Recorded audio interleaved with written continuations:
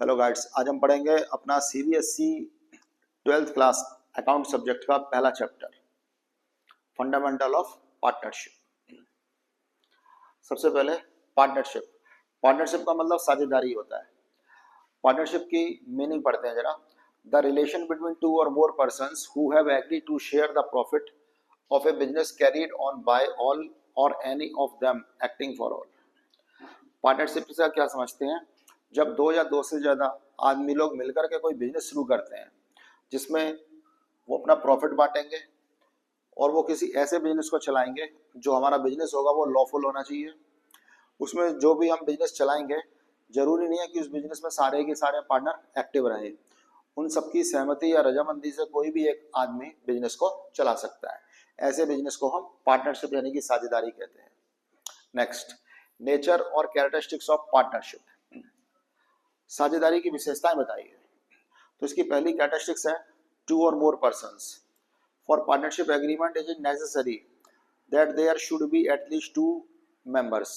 Maximum number of partners is 50। साझेदारी में कम से कम दो पार्टनर जरूर होने चाहिए, तभी वो पार्टनरशिप कहलाएगी। एक अकेला आदमी पार्टनर नहीं कहलाता है। और पार्टनरशिप में ज्यादा से ज्यादा 50 मेंबर पार्टनर हो सकते हैं।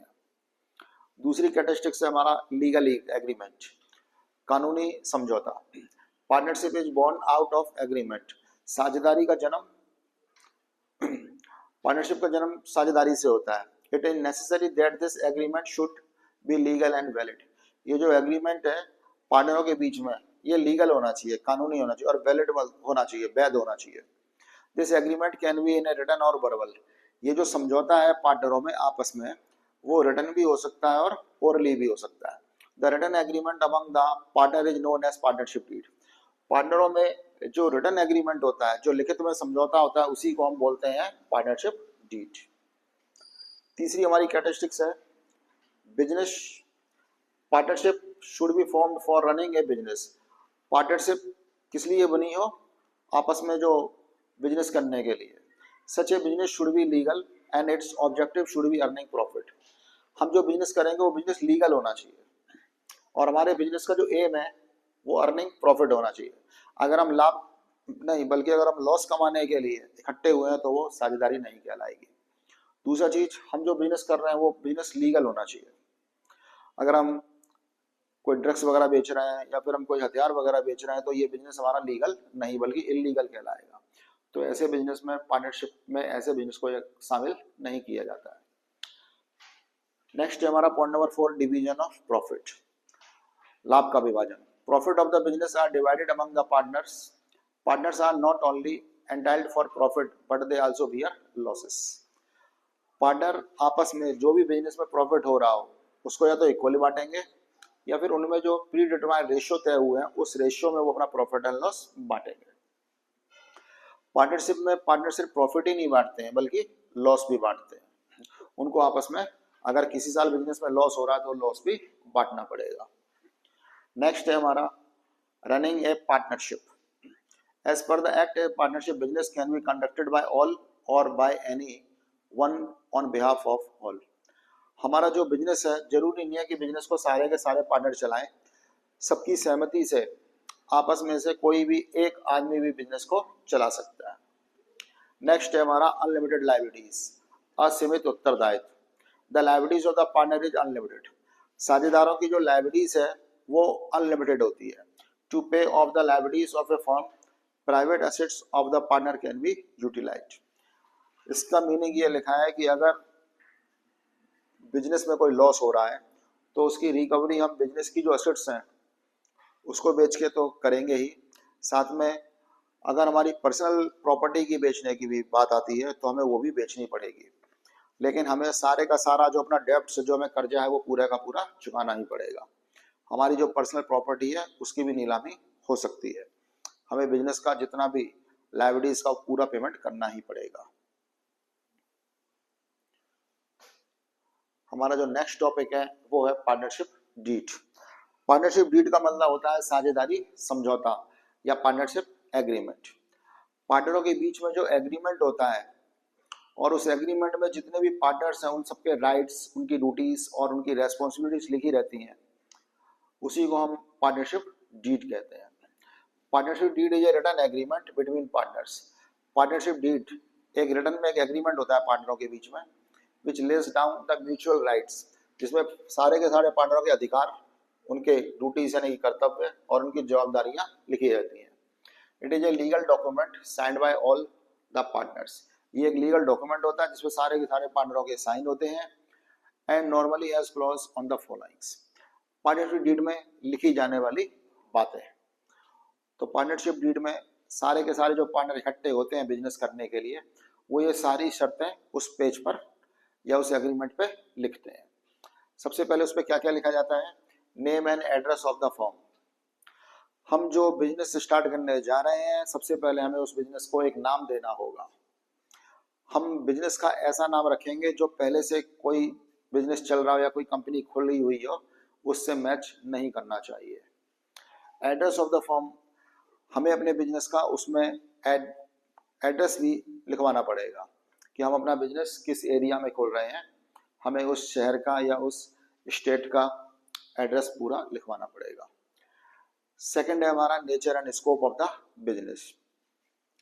Partnership deed should state the nature of the business activity, example trading और मैन्युफैक्चरिंग।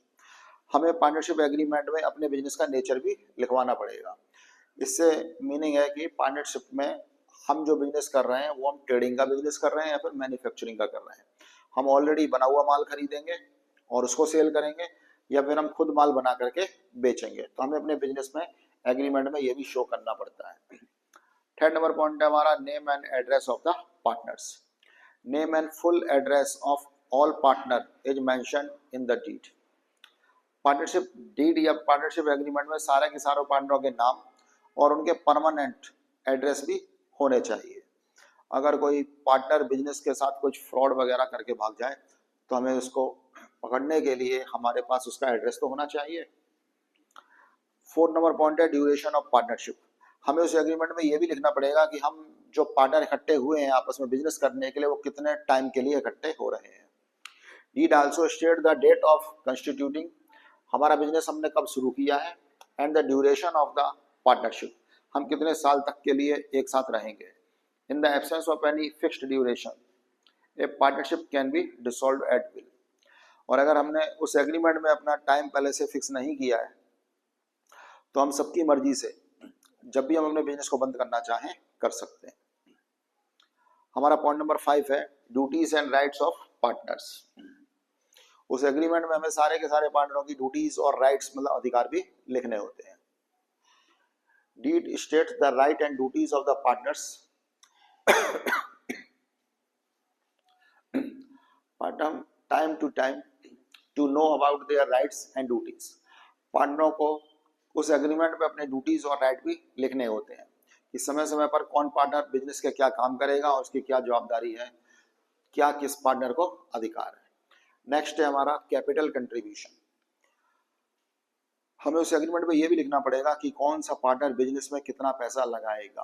पार्टनरों की कैपिटल फिक्स रहेगी या फिर वो कैपिटल कम ज्यादा होगी, मतलब फ्लक्चुएट भी होगी। नेक्स्ट है हमारा इंटरेस्ट ऑन कैपिटल, पूंजी पर ब्याज। Rate of interest if allowed on capital.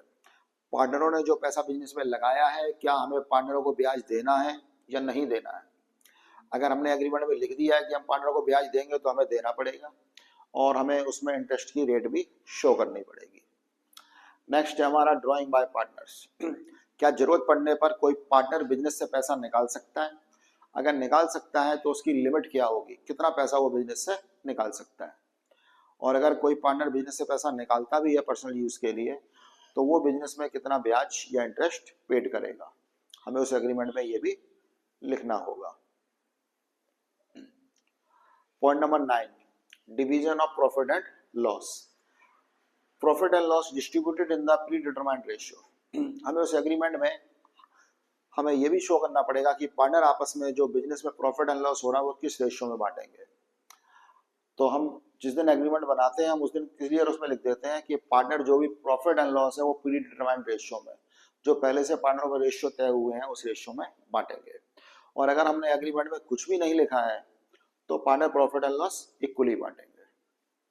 Next salary and commission to partners. अगर हमने एग्रीमेंट में ये लिखा है कि पार्टनरों को हम सैलरी या कमीशन देंगे तो देंगे, और अगर हमने उसमें लिखा है कि पार्टनरों को हम कोई भी सैलरी और कमीशन नहीं देंगे तो फिर हम पार्टनरों को कुछ भी नहीं देंगे। नेक्स्ट हमारा 11 number point, admission of a new partner.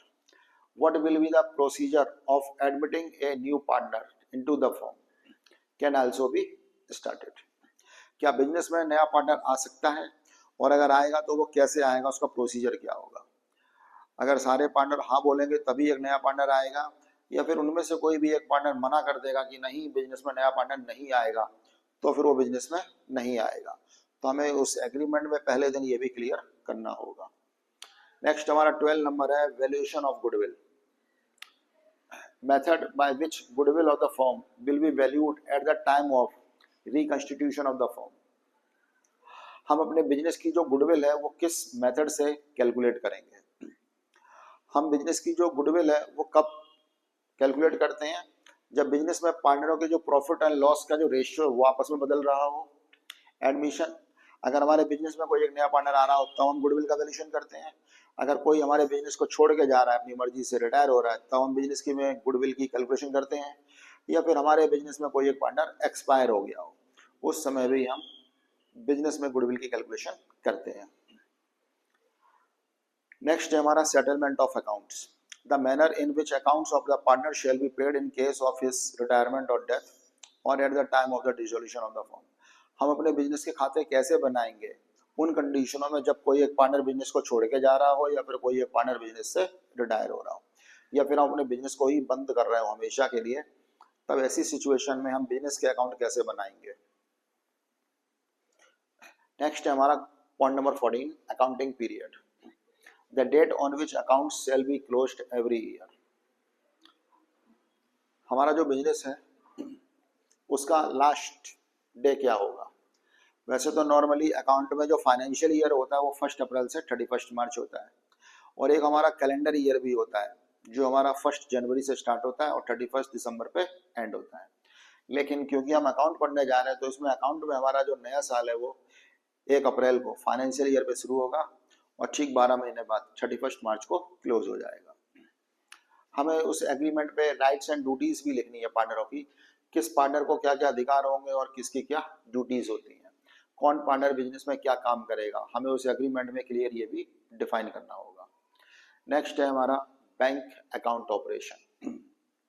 हम अपने बिजनेस का जो अकाउंट है वो कौन सी बैंक में खोलेंगे, क्या उस अकाउंट को जॉइंट अकाउंट खोला जाएगा या फिर सारे के सारे पार्टनरों के नाम से वो जो अकाउंट है वो ऑपरेट होगा। नेक्स्ट है हमारा सेटलमेंट ऑफ डिस्प्यूट्स। अगर पार्टनरों में आपस में लड़ाई होगी तो उस कंडीशन में हम पार्टनरों की जो लड़ाई है उसको कैसे निपटाएंगे। क्या पार्टनरों की लड़ाई है वो जो कोर्ट में जाएगी वहां पे फैसला होगा। वैसे ऐसा होता नहीं है, नॉर्मली जो पार्टनरों की लड़ाई है वो बिजनेस में ही वोटिंग होता है, जिस तरफ ज्यादा वोट्स होते हैं उसी तरफ सेटलमेंट दिया जाता है।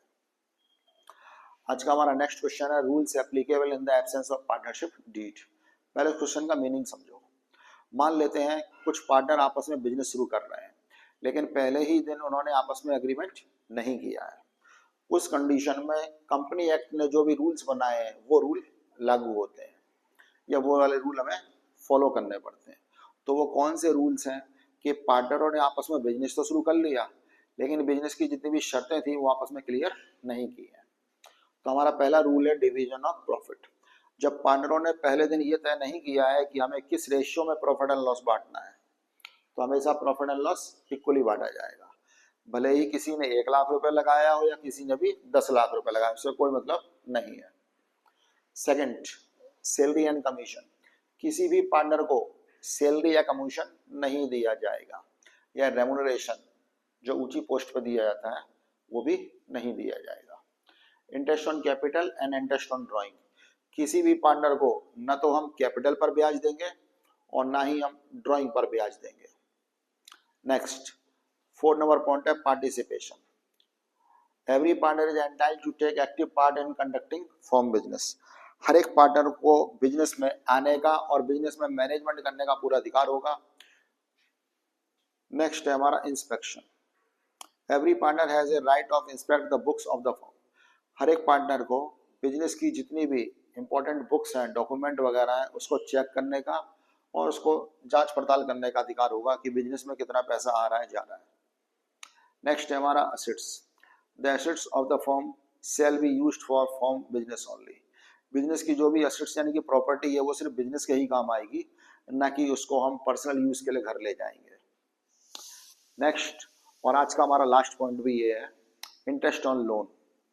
अगर जरूरत पड़ने पर किसी पार्टनर ने बिजनेस को एडवांस में कुछ पैसे उधार दिए हों, उसको हम लोन बोलते हैं, तो क्या किसी पार्टनर को लोन पर ब्याज दिया जाएगा?